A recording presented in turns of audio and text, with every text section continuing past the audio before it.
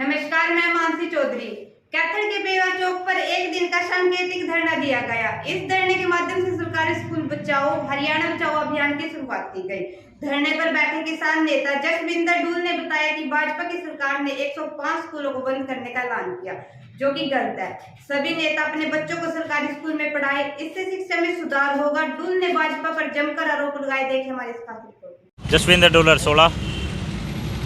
आज क्या कार्यक्रम आपका यहाँ पर? सरकारी स्कूल बचाओ हरियाणा बचाओ एक आंदोलन की शुरुआत की है और आज हमारा एक दिन का सांकेतिक धरना है, ताकि आप जैसे भाइयों के माध्यम से हम अपनी आवाज़ को ग्रामीण इलाकों तक पहुँचा सकें और एक होकर बड़ा आंदोलन की शुरुआत कर सकें। इस आंदोलन को क्यों शुरू करना पड़ा? ऐसी क्या वजह हो गई थी कि आपको ये आंदोलन शुरू करना पड़ा? पिछले 5 सालों में 301 स्कूल बंद हो चुके हैं या मर्ज हो चुके हैं। अभी पीछे भी 105 स्कूल मर्ज करने की बात आई हुई है। अगर हमारे स्कूल ऐसे बंद होते रहे, जो हमारे ग्रामीण इलाके में जिनकी आर्थिक स्थिति थोड़ी सी कमज़ोर है, तो फिर वो अपने बच्चों को कहाँ पढ़ाएंगे? अगर वो अपने बच्चों को पढ़ा नहीं सके तो फिर वो बच्चे एक गलत दिशा में जाएंगे, जो समाज के लिए भी खतरनाक होते हैं। क्योंकि कोई चोरी करेगा, कोई कुछ करेगा, कोई डाका डालेगा, जिससे देश को भी नुकसान होता है और परिवार को भी नुकसान होता है। हम चाहते हैं कि हमारे बच्चे पढ़ें और आगे बढ़े। शिक्षा अपने समाज के लिए क्यों जरूरी है? देखिए, शिक्षा स्वास्थ्य है, समाज के लिए बहुत ज़रूरी है।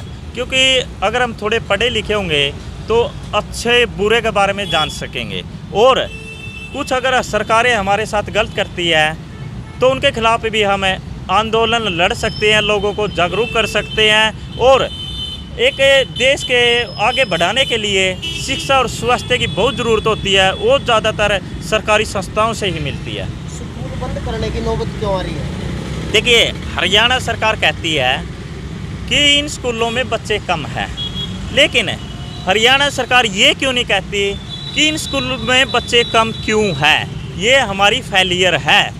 अगर मैं आपको एक उदाहरण देता हूँ।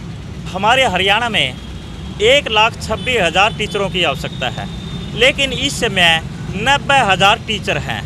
जो 36,000 के करीब टीचर नहीं है, वो रिक्त पद है। जब बच्चों को पढ़ाने के लिए टीचर नहीं मिलेंगे तो वो कहीं ना कहीं उस स्कूल को छोड़कर बाहर जाएंगे। अगर बाहर जाएंगे तो बच्चे कम होंगे। सरकार चाहती यही है कि बच्चे कम हो और हम सरकारी स्कूल को बेच सके। सरकार को ये चाहिए कि वहाँ पर पूरे टीचर भरे, वहाँ पर और सुविधा दे, ताकि जो हमारे बच्चे हैं वो इन सरकारी स्कूलों में ज़्यादा पढ़ लिख सके। क्योंकि कोई भी माँ बाप ये नहीं चाहता कि हमारा पैसा गलत जगह पर खर्च हो। अगर प्राइवेट स्कूलों वाली सुविधा उनको सरकारी स्कूलों में मिल जाए तो वो बाहर क्यों जाएंगे?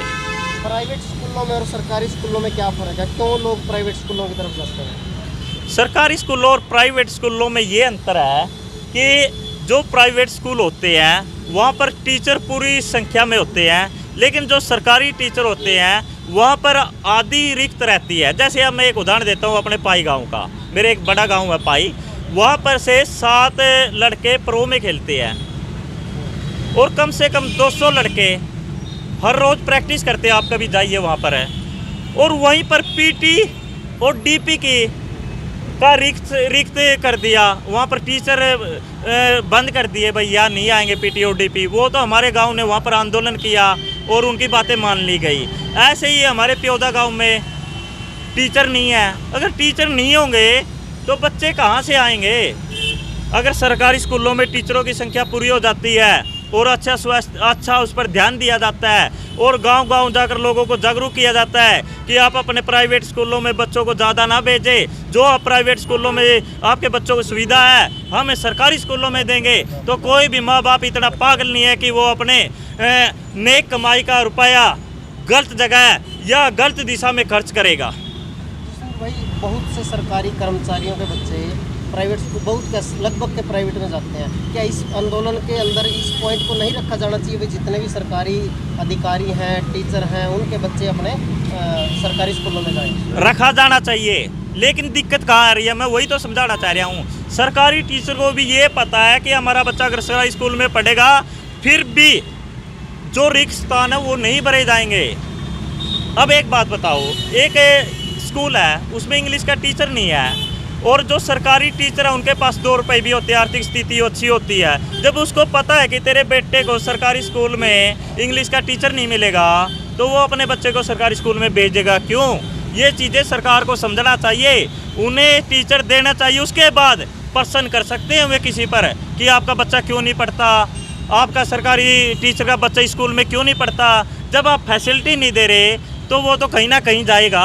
फिर नेताओं के बच्चों को स्कूलों में पढ़वाने की डिमांड पर रखो। हाँ, ये आपकी ये बात मेन है कि अगर सरकारी स्कूल के टीचर या जो नेता है वो एक पास कर दें कि हमारे बच्चे सरकारी स्कूलों में पढ़ेंगे तो सरकार की मजबूरी हो जाएगी, वहाँ पर वो पूरे टीचर भी देंगे, वहाँ का पूरा वातावरण भी बदल देंगे और सरकारी स्कूल भी प्राइवेट स्कूलों से ऊपर निकलेंगे। हमने सुना है कि दिल्ली में बहुत अच्छे स्कूल हैं, तो हमारे हरियाणा में क्यों नहीं?